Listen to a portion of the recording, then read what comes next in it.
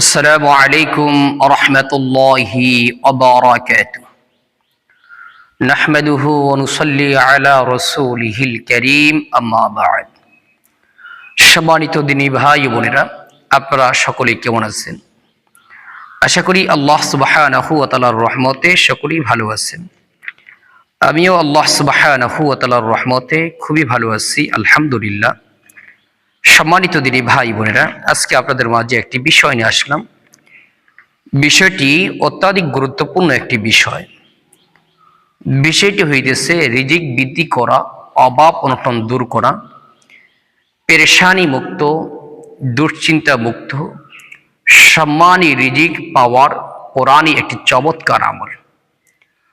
আমলটি আমারে কোরআনী কিতাবের মধ্যে আল্লামা আশরাফ আলী থানভী রহমতুল্লাহি আলাইহি এনেছেন।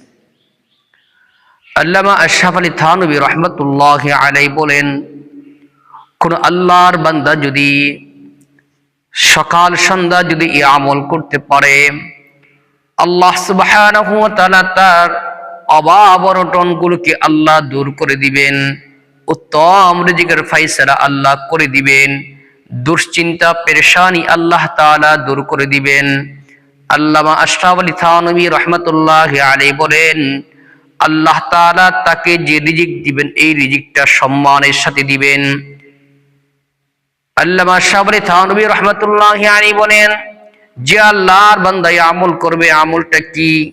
আমল হইতেছে ফজরের নামাজের পরে প্রথমে কয়েকবার ইস্তেগফার পাঠ করবে, কয়েকবার ইস্তেগফার পাঠ করবে, কয়েকবার দুরূদ শরীফ পাঠ করবে। ইস্তেগফার যে কোনো ইস্তেগফার পাঠ করতে পারে। আস্তাগফিরুল্লাহ, আস্তাগফিরুল্লাহ সম্ভব হইলে পুরাটা পাঠ করবে। আস্তাগফিরুল্লাহাল্লাযী লা ইলাহা ইল্লা হুয়াল হাইয়ুল কাইয়্যুম ওয়া আতুবু ইলাইহি লা হাওলা ওয়ালা কুওয়াতা ইল্লা বিল্লাহিল আলিয়্যিল আযীম। কয়েকবার দুরূদ শরীফ পাঠ করবে। যে কোনো দুরূদ শরীফ পাঠ করতে পারে, তবে অবশ্যই চেষ্টা করবে দুরূদে ইব্রাহিম পাঠ করতে। দুরূদে ইব্রাহিম পাঠ করা উত্তম।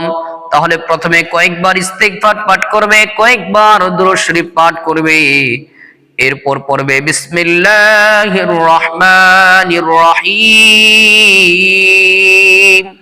কুল হুয়াল্লাহু আহাদ, আল্লাহুস সামাদ, লাম ইয়ালিদ ওয়া লাম ইউলাদ ওয়া লাম ইয়াকুল লাহু কুফুয়ান আহাদ।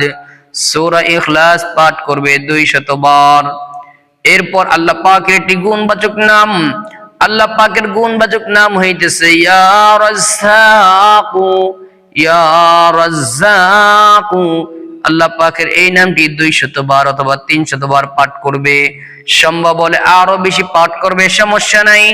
এরপর আবারও কয়েকবার ইস্তেগফার ও দুরূদ শরীফ পাঠ করে আল্লাহ পাকের নিকট দোয়া করবে।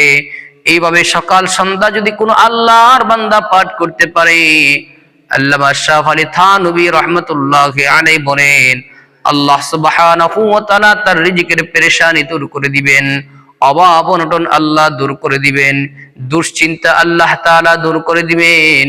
এমন জায়গা থেকে রিজিক দিবে যে বান্দা কল্পনাও করতে পারে নাই কোথায় থেকে এত রিজিক আসলো। এজন্য আসুন আমি আপনি আমলটা করার চেষ্টা করি, নিজেরা এই আমলটা করব এবং এই আমলটি আমরা অন্য মুসলমান ভাই বোনের কাছে দাওয়াত হিসেবে পৌঁছায় দিব, যাতে তারাও এই আমল করতে পারে। আল্লাহ সুবহানাহু ওয়া তাআলা আমাদের সকলকে আমল করার তৌফিক দান করুন, আমিন। আসসালামু আলাইকুম ওয়া রাহমাতুল্লাহি ওয়া বারাকাতুহু।